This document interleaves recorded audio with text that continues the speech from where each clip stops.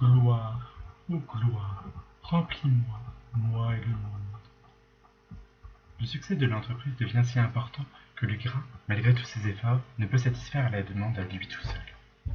Ambitieux comme un colon israélien, il finance avec ses bénéfices un vaste programme de clonage qui, coup de chance du hasard de la sainte fortune du bingo, eut ses premiers essais concluants, sitôt après ses billes monétaires se déposaient. Une année plus tard, dans le plus grand secret, les premiers essais humains sont un succès.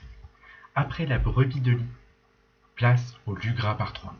Il fut le premier humain cloné à 3 exemplaires dans des utérus artificiels qui rendirent Grassman bien triste de ne plus avoir la perspective si réjouissante d'une vie à pondre menottée à un radiateur.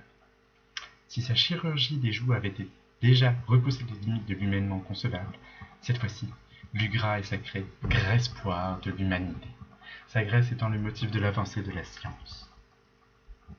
Ces clones sont mis au service de son entreprise qui lui permet à la fois de conquérir les marchés du monde entier de sa graisse miraculeuse, qu'aucun concurrent n'a réussi à égaler, tout en développant une offre de clonage à la demande.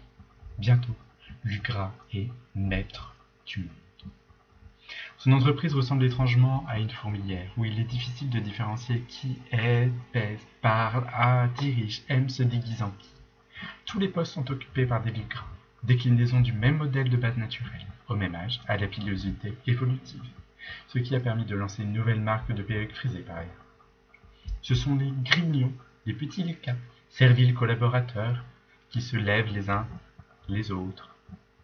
Lugras observe ce spectacle de cette haute tour, satisfait, avachi dans un siège, obèse de n'avoir plus rien à faire qu'observer les bénéfices exploser et sa société, doublée Amazon en beauté.